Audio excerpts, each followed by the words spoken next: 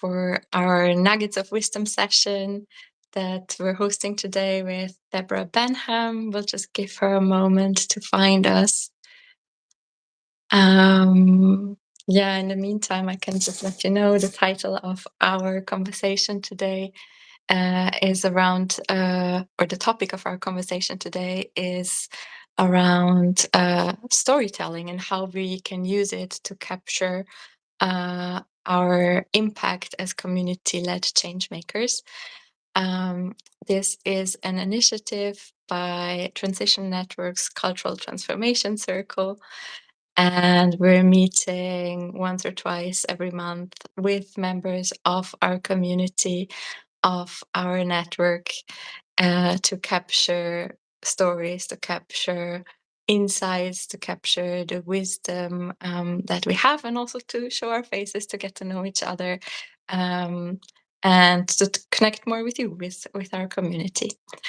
So I will just check in on Deborah and see how she's doing.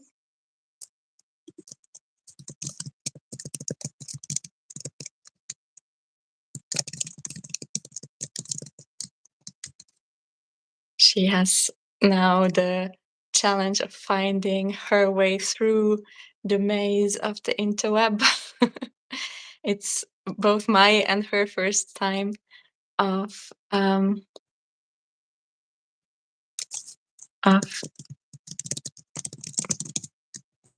hosting such a live.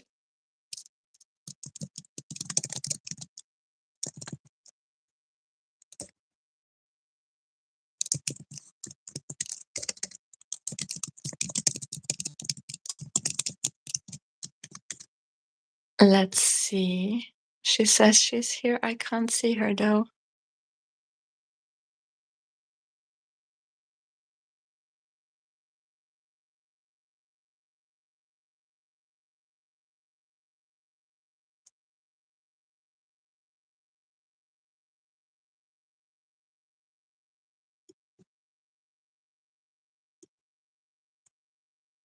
Navigating the challenges of a digital life.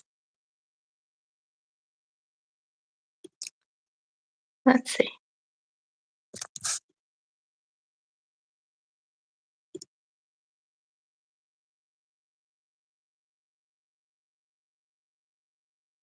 Hello, hello. I see we have a couple of more viewers. Really good to see you.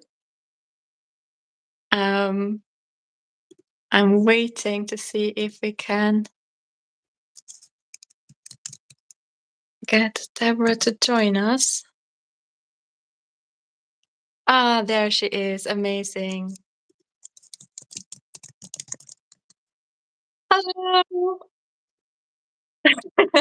Drum roll, we made it. Welcome.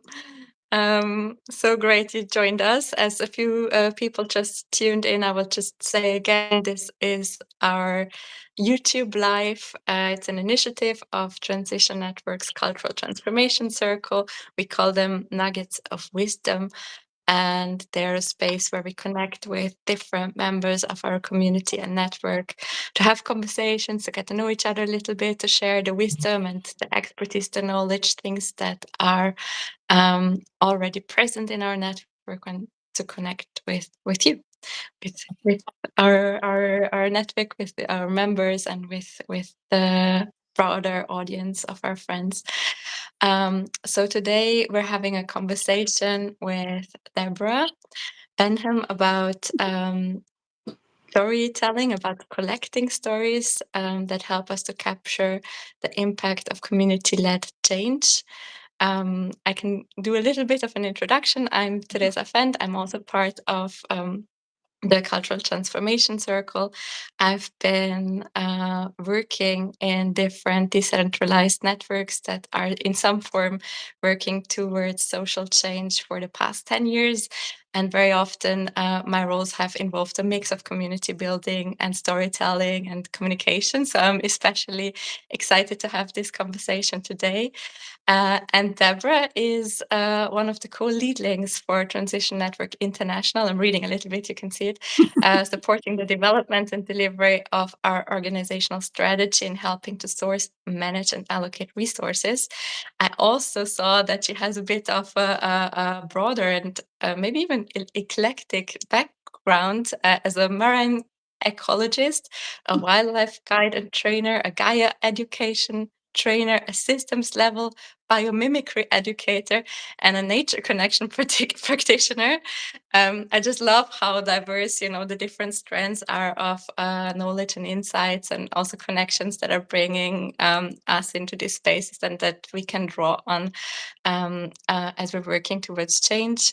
She's been a part of Transition Network International for the last 6 years and has been working towards collaborative culture and conflict resilience, developing principles and practices that create positive change, and also leading on evaluation and story collection, which is something that we're going to dive into today. So maybe as a start, you've launched a community research project to collect stories from our network. Could you tell us a little bit more about why you decided to do this? What brought you to this? I would really love to. And of course, because this is live, real life is happening, and my cat is demanding incredibly loudly to come into this room and will continue to do so until I let her. So I'm going to have to do that. Otherwise, I'll be distracted the whole time. Let's bring in the cat friends. Okay, I'm just going to leave the door Hello, open. hello.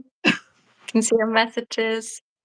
Hello, Gregor. Hello, Anai. Hello, Bohusan And then the and fun stuff. Jacek. All right, let's try this again. Greetings. All right, so we started to. Okay, I'm going to have to pick her up. You're being very disturbing. You're going to be on TV now, kind of YouTube. This is music.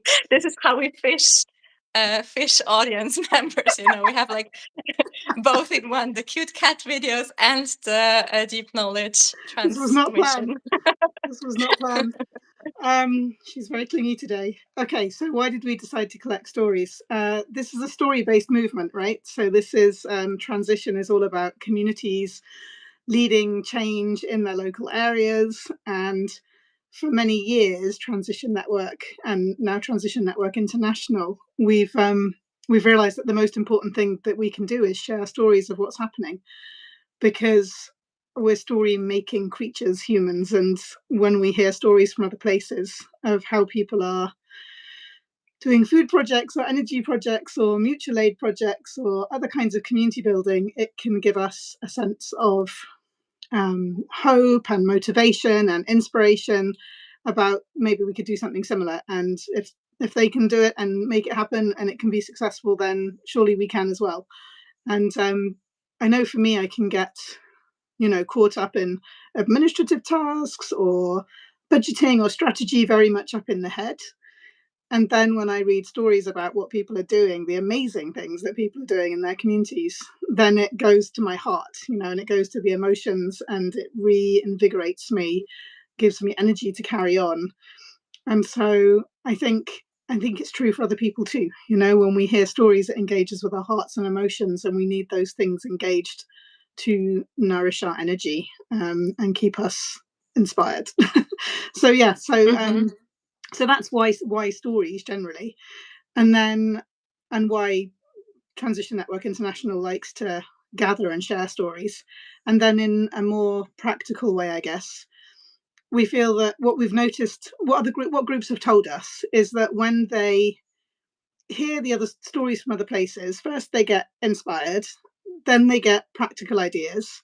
They can also learn from each other, right? Literally learn what worked, what didn't work, how did you do it? Maybe they would connect with another group that's doing something that they think they can do in their area. And also, you can position your own work in your area as part of a wider movement, right? You can say, we're doing this local energy project, and look, there's all these other groups doing energy projects across this country, across these different geographies, across the international field, this is a whole movement that we're part of. So stories can do things at lots of different levels. They can give credibility, they can give hope, they can help with fundraising, and they can show the wider world, I guess, that this is a real movement doing really incredible things. Yeah, so lots of reasons for sharing stories. Thank you. Fantastic. So, for this special project, you've decided to work with a tool that helps you to do this. It's called Sensemaker, and I was curious to hear from you. Why did you choose this tool? How does it work? And yeah, who created it? Maybe give us a bit of a background around that. Yeah, so to go one step further than that and to help answer that question.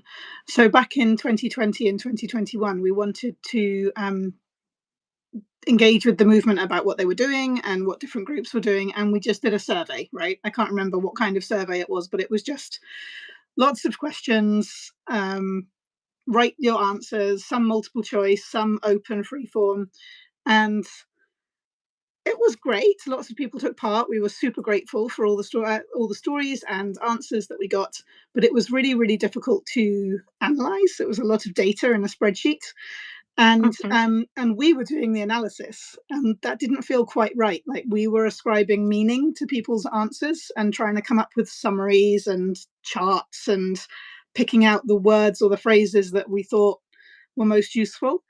And those of us that have some research background, we felt that that wasn't very fair to the movement in a way, because it can bring in the bias of the people doing the analysis. Yeah. Mm. And later, when we wanted to do something like this again, we heard from, I think it was another social change organization that was working with refugees in refugee camps, that there was a different tool that you could use to collect people's stories and have them assign their own meaning to the story. So it takes away researcher bias, and it takes away the ability to manipulate data, I guess, in ways that might be unconscious. Um, so we investigated this tool called Sensemaker. Um, I'm not sure if the connection is maybe a little bit spotty. I'll keep going and hope for the best. It looks fine from my Okay, side. good. um, yeah, so this tool has been developed by an organisation. It's a Welsh non-profit, and I'll probably say the name wrong. It's cynefin.org. The founder is Dave Snowden, and they have quite aligned values with transition. So they're very interested in regenerative practices and looking at complex systems and doing more like systemic design and yeah, putting power back in people's hands and the ability to tell their own stories, as I said. So they've developed this tool, this survey and journaling tool. They call it an unsurvey tool because it's different. um, and yeah, so you have the opportunity to share so it's basically a collector site so you just go to a website, and we have created it in 8 different languages. Most of the languages that transitioners are using, probably not all. Apologies. If you want it in a language that's not there, let us know and we can try to do that. But so it's currently in 8 languages, and you just log it. You don't even need to log in. You just go to the site, and then there's questions, and there's a couple of open questions. And what's really nice about this tool is you can either type your answer, like here's the story about a change my community led, or a project my community led that we really learned from or had good impact. But you don't have to type. You can just audio record as well. So you can just press a button and like make a recording, and Wow. we will get like text on the other side, a transcript. And I just hope that that makes it a lot more accessible for people, because you can just go to the link on your phone, and then when you're feeling inspired, maybe one day, and then just record a little story. And then afterwards, there's the following questions, which allow you to expand on your story in different ways. So there's questions like, why do you think this was impactful? And there's some multiple choice, and there's some like sliders, and it's quite fun. And then there's these little triangles that say, what were the kind of impacts your story had? Do you think it was wide, like it reached lots of people, the project that you did, or it was deep, it had like quite profound impacts on people's kind of attitudes, or it was long, it really kind of like led to something happening over several years? So there's these little kind of triangle things where you can move this dot around, And what's nice about that is the data at the back end, it gives these patterns. So we can look across all the stories and say, oh, wow, most people were doing things that were kind of both wide and deep. That's so interesting. Or, hey, this one's an outlier. I wonder what that is. And so this helps us with that analysis part as well, right? So instead of just trying to take people's stories and do something with it ourselves, people are putting in why they think these things happened, and then it makes these wonderful patterns and graphs and things at the back. So it does a lot of the analysis for us based on people's own input. It makes word clouds. It does a lot of the summarizing of data for you. So these are some of the reasons we wanted to use it. Multiple languages, accessibility in terms of writing or audio, fun that you get to move all these little dots around, complexity and pattern spotting. And as a contributor, you can log into the back end and get the word clouds and the graphs. And so you can use the data yourself for your own awareness raising or fundraising or reporting for your own activities. Amazing. So I heard already a couple of benefits for people who are participating because they have access to this data and they can also look at the stories of other people that have been collected. They have their own story written up if they just feel like sending you a voice note. Who can participate in this? And do you want to maybe share an invitation to everyone who's watching? Absolutely, yes, thank you. So this isn't just for people who might identify as being part of a transition group or a transition town or whatever. It's for anyone involved in community-led change. And that means you might have been leading a project or participating in a project like it was you or your group's project, so any community organizing. But it could even be that you're a citizen and you took part in something that you really enjoyed, like a group might have organized a food festival or an energy project or a school activity and your kids benefited from it, or as a parent you benefited from it, or just as a local person you bought food from the local food project. So you can be from any position. You might be someone that's involved in organising a regional level or even a national or international level around community-led change. We want to hear all different kinds of stories from all different levels, as long as it's about communities leading change for communities towards, a just, safe, thriving, regenerative future. Because we're really trying to show that the community level of change is viable and powerful, and that lots of amazing things are happening, and we don't have to wait for the bigger players, to make all the changes. Some people maybe feel frustrated with the rate of change and they want to do something themselves, but they feel like doing something on their own isn't going to have enough impact. So this is why we like to focus on the community level, where people come together in their towns or villages or neighbourhoods or streets or bioregions, and they're doing things together across with their local councils or with their local businesses or their schools or just community organising. So anyone that's involved in any of that kind of thing, bioregional organising is making a big comeback. We want to hear those stories to show how big this community-led level of change is.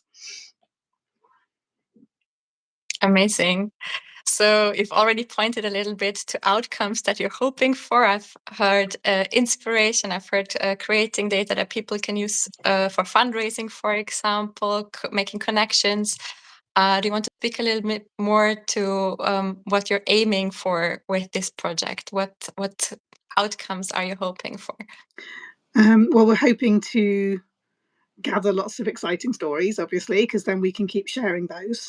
We're hoping to identify practices. What are the practices that people are using? Like, is it a particular way of gathering and facilitating co-production of knowledge or exciting new things? Is it that they did a really innovative thing where to create biodiversity? Is it that they so and what we mean by practices is the way that people did something very practically that had a useful impact, because when we collect those practices we can then invite people to come along and maybe even give a webinar on that practice, like a little mini training session, and we run these every month with people from across our movement. So that's another outcome, is we can collect stories for all the reasons we talked about, but we can also identify impactful or effective or successful practices. And then maybe people could even come and share that practice with other people in the movement or in community organizing, so that we can all learn from each other. So that's some of it. And obviously, as a support organization that's supporting the whole international movement in various ways, we want to demonstrate the impact that the movement's having, because then we can appeal to more and broader funders, showing that look how much these groups are doing. And one of our big aims over the next few years is to generate a lot more funding for the movement and to be able to do re-granting, because sometimes local groups can really struggle with fundraising. It can take technical knowledge and time, and there might only be very restricted funding available in their region or their country. Whereas as an international nonprofit, we can fundraise from wider sources, and we have a financial history, of managing money. So we can actually generate funding and then redistribute it to local groups and to hubs. It's something we used to do a few years ago. We didn't have the funding to do it in the last few years, and we think we've now got a little bit to distribute, and we want to do a lot more. So we feel that collecting these refreshed stories and really demonstrating what the movement's doing will really inspire funders and philanthropists to put their money in and help communities do more. Yeah, so that's the aim. I mean, Amazing. lots of aims. Yeah, many, many good reasons to participate. I know this project is still going on, so there are no final findings or results yet, but are there any individual stories or maybe first findings, something that you can share with us already? Sure, yeah. So some of the stories that I've seen come in recently are what was I reading this morning? There was one about a group in Wales, in the United Kingdom, that was doing lots of different activities, but they were working with schools around climate awareness and feeling kind of empowered to do something about that with the children. And it went from kind of awareness and feeling a sense of agency and empowerment at about 17% before to 84% afterwards. Wow. Which is pretty cool, right? From some of the activities they were doing. Another group had managed over the last few years, in collaboration with other community groups and with their local council, to get 65 acres of land and turn it into a food forest and a wildlife corridor and educational kind of setting for people to learn all about biodiversity and food growing and regeneration and rewilding. We've had a black church in the US talk about doing many, many years of mutual aid and creating care for the elderly or low income families, especially during the pandemic, and being able to activate and sort of support people. That one's not a transition group, it's a community group that's been going for about 25 years, but again, just showing the power of community organising. What else? We've had stories of people in quite a lot from the COVID pandemic. Actually, it seems like in these difficult times, it's when community-led change really is it's kind of like that moment where it becomes most into its power, and into meeting the need. So we've had groups in Italy that were making PPE, the personal protective equipment like sewing masks, and we've had groups that, because they already know each other. They already have the WhatsApp group or the list of people that have been gathering and doing a project. When a difficult time comes along, like the pandemic, or like wildfires or floods or anything like this, earthquakes, transition groups and other community networks are able to activate much more quickly. And so they already know the business owners or the local food producers, and so they can go and get the food and get it to the people that need food or that can't leave home. They can activate in terms of mapping people that might be more vulnerable or need to get respite or move from their home. So these kinds of stories are very interesting, because it shows that in those difficult times, it's really where they come into their strength. And a lot of groups in between the difficult times, they wonder, are we doing enough? Is it having enough impact? Sometimes we feel like we just get together and have a good time, or we have a meal, and or we do some nice wildflower planting or some tree planting. Is it enough? Is it enough? But there's quite a lot of research out there from different universities that shows that the communities that have the strongest social glue, the social ties, the relationships, they're the ones that can activate and respond in times of crisis, and that's actually the biggest predictor in recovery from crisis and disaster is the level of social connections. So Mhm. there's a lot of research out there on that now. We can share some of the links for that afterwards, if people want to demonstrate that again in funding applications or things like that, to show that this community building and community organizing is demonstrably impactful, particularly when a difficult time or a crisis comes. So yeah, these kinds of stories are very inspiring. There's stories of groups that work with their local indigenous people and local tribes to help with land back and land defense projects. There's lots of food projects, people creating food cooperatives, community gardens, community supported agriculture. Yeah, so I mean, the variety is quite astounding, actually, which is why it's so fun to read. Mhm. Amazing, thank you. Now the connection has been a little bit, yeah, trickier, but more or less, I think we've been able to follow everything you said.